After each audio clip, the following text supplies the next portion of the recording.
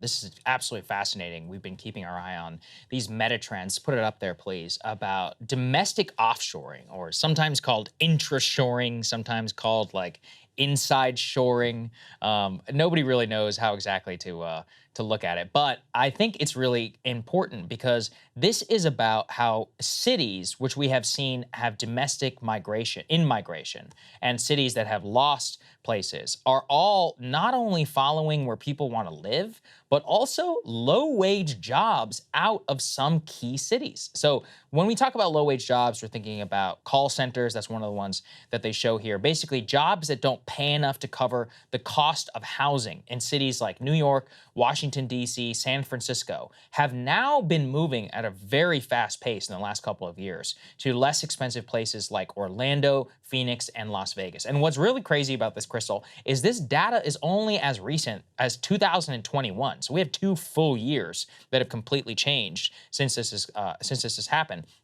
They also actually point to the fact that this increase in domestic onshoring or intrashoring, as I've said, has led to a huge increase in the number of jobs that specifically not only low wage, but in some cases also executive jobs in Austin, Denver, San Jose, San Diego, Dallas, Fort Worth, St. Louis, Missouri, and then Phoenix, Arizona. And so what they point to is that within a lot of these places, you are seeing a huge increase. It also kind of fits with what we've talked here about, where millions of people flee New York, San Francisco, Chicago. They're all going to the Sun Belt. The Sun Belt just seems to be booming in a way that I don't think a lot of people are understanding. Or they're going to places where it's a lower tax environment, or still in the time zone where you're able to do business for remote work. I talked about Boise before. Phoenix is another good example.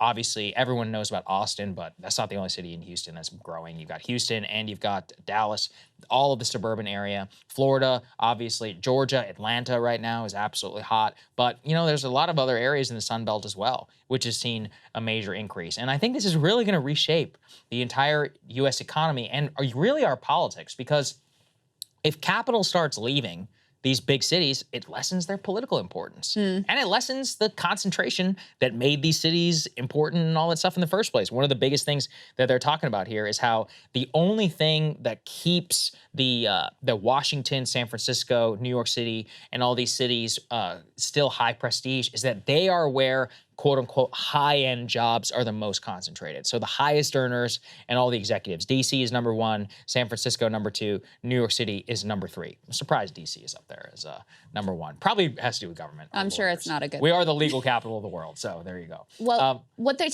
speak to here is a further sort of sorting and bifurcating of our economy, where what really makes a place sort of healthy and vibrant is that you have an array of people, different cultures, different income levels, crucially. And we've already had this sorting happening in some of the largest cities. I think San Francisco, it's the most clear, where you have very highly paid tech executives and other tech knowledge workers.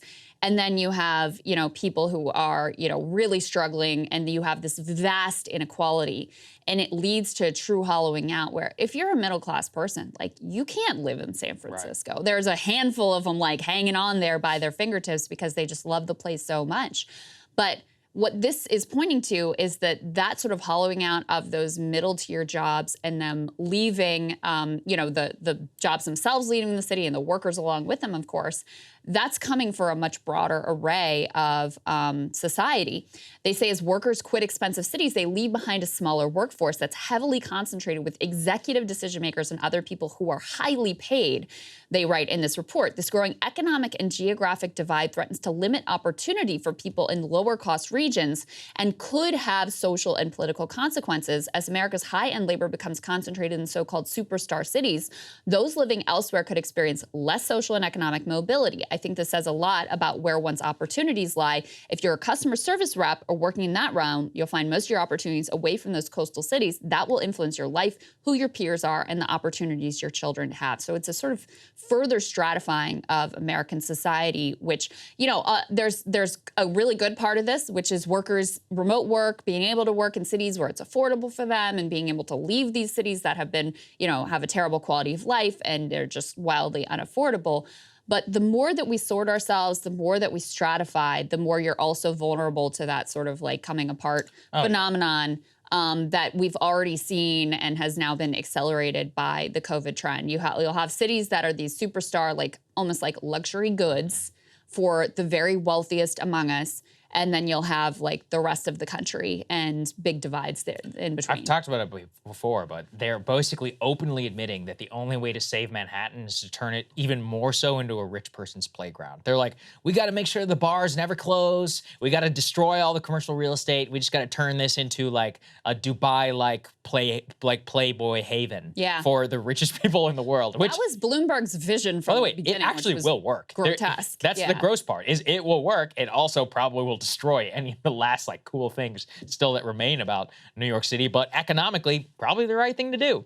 I've seen it in so many places, like the south of France, for example. Any charm in the south of France has long disappeared after like all the richest people in the world decided to come in and buy it all up. There are whole hit neighborhoods of London, which are basically not British anymore, and they belong to the Gulf Arab states. This is not a critique. It's just like you being there, you might as well be in Dubai. And it's all like the ritzy, stuff all around you. And you're like, oh, well, all the history from this is basically gone. Any of the original, people, this is all just, basically serving money, which is just gross, like whenever you see it. And yeah, I mean, that's what they want New York, I guess, to become. It probably is the end game for most of these cities, but it will lead to a further coming apart phenomenon that you're pointing to. Yeah. And that's not a good thing. No, it's not a good thing. So it's a real mixed bag. I mean, I really cheer for workers to have a lot more flexibility. And the other part of this is certain jobs that are white collar jobs, but are more mid-tier level. They can be relocated to, a whole variety of other cities. People can live wherever and do those jobs.